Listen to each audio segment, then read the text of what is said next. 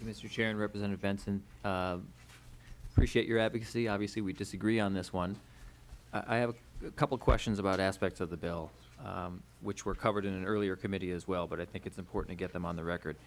In your bill, you have a provision where if someone does not have a photo ID on the day of the election, they can go within a certain number of days, I think it's a week, to another office within their same county or DMV or somewhere, and they can go and either present their photo identification there, or they can fill out an affidavit, and they can claim in this affidavit under penalty of perjury that they are who they say they are. As I think you know, in South Dakota, our neighbor to the west, they do it differently.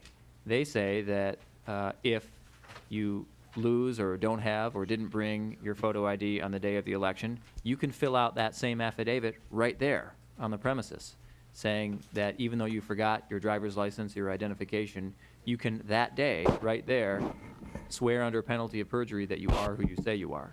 My question to you, as it was in the prior committee hearing, is why make the voter jump through extra hoops, at least more hoops than South Dakota has? If you're going to have an affidavit requirement, if you're going to allow a voter to say without showing any ID, which your bill does, I believe, that they are who they say they are, why make them wait a few days and drive potentially many, many miles at their own personal expense? Why not do what South Dakota has and have the affidavit be executed right then and there on Election Day? Thank you, Representative Simon. And to correct for the record, the bill states 5 days. And Representative Benson. I'm sorry. Thank you, Mr. Chairman. The bill does state that it's 5 days for the record. And the opportunity there is so that a person can go and actually either get or, the idea is that we want everybody to be able to prove who they are.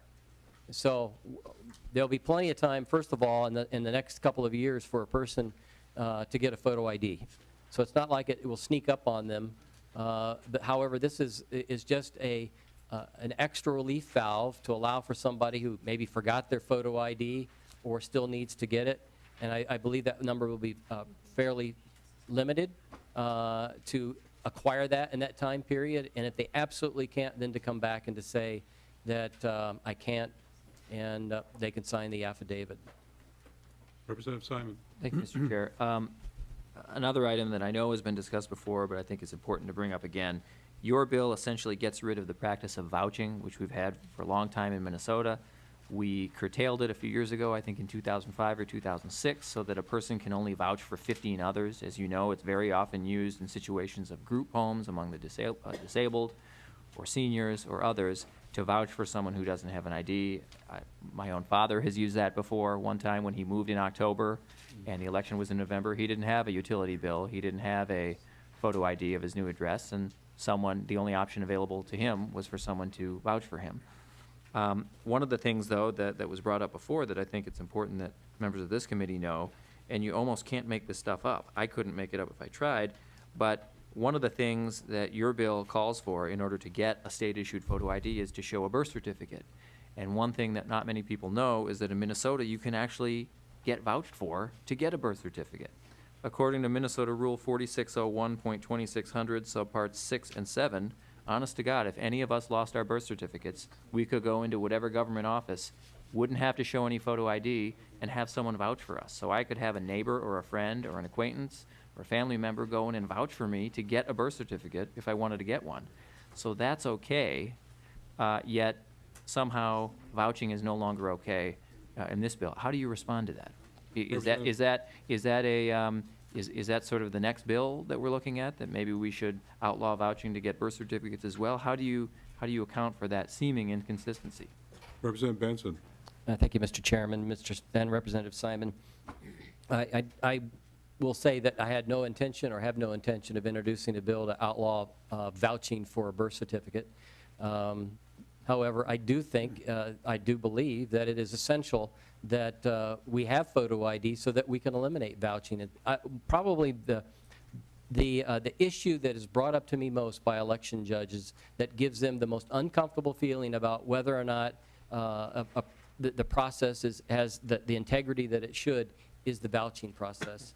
So, regardless, I'm happy for the fact that heard your story a couple times now about your father, that it worked out. But I think for moving forward and making sure that we have a system that has a level of integrity that all Minnesotans can trust, that we need to move past it and require the photo ID.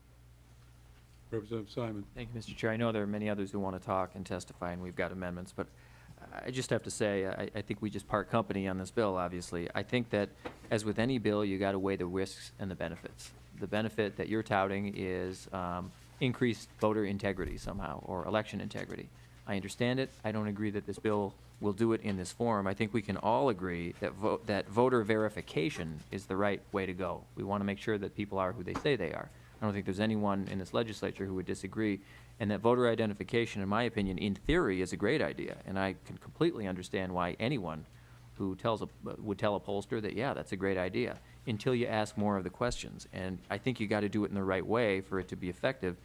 And in my judgment, anyway, based on what I've seen and what seems to be the case, which hopefully will be fleshed out here today, you've got 26 cases in the last election cycle of people who voted fraudulently, 26 documented cases, 12 more who registered fraudulently. All of them, by the way, were felons, all 38, the 26 and the 12. They were all felons, and I would guess, without knowing, that they all probably thought they could vote and probably made a mistake. That's just a guess. The Bush Justice Department, in the earlier part of the last decade, spent an extraordinary amount of money doing a sort of voter verification or voter fraud initiative, and they caught 86 people nationwide, and they had the entire Justice Department behind them, and they caught 86 people. So I don't doubt there are some cases out there, but the question is, what happens if you do what you're trying to do, and what is the potential impact here? And I think we have a real serious chance here of fencing out many thousands, maybe tens of thousands of voters. I think others are going to speak more than I will now about the statistics about who doesn't have a photo ID. And you talked about the anecdote of the nursing home. We all have anecdotes. Representative Winkler and I, in December, just after the election, went to a senior high-rise in St. Louis Park, where there are many people, probably hundreds.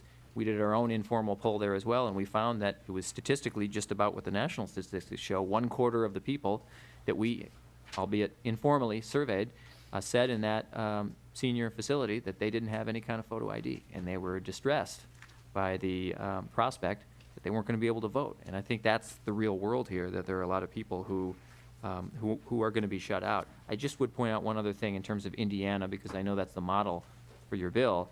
In Indiana, we heard stories about nuns being disenfranchised.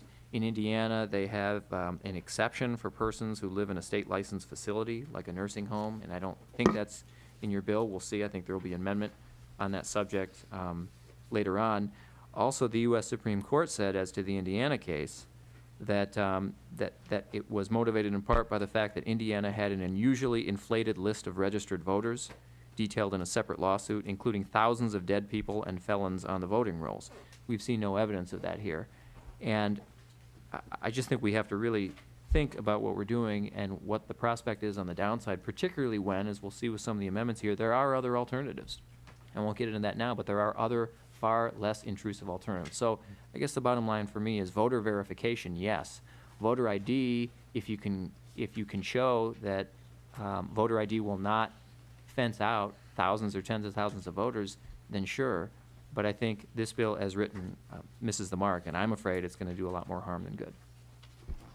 Representative Benson, Mr. Chairman? I think that was more of a statement than a question. Yeah, it was much more, but there were a number of things in there that I believe I need to address. And first of all, that if you're in a nursing home, you can still vote via absentee ballot, so it wouldn't preclude anybody from doing that. So it was great for the record, and it was a good statement, but the fact is we wouldn't be precluding anybody from voting if they're not able to make it to the poll. Secondly, there are 8 states right now looking to add photo ID requirement to an existing photo ID bill. There are 11 more that are considering ID proposals that require photo ID. Some of those have already passed through. In fact, if in Wisconsin the Senate would come back, they'd probably take it up there and get it passed. So, the whole issue of how many people would be disparaged in some way or not permitted to vote has been statistically shown not to exist. In any case, or every case, at least that I've seen at this point, it's great rhetoric. However, it's not borne out by the election process and the results from those elections.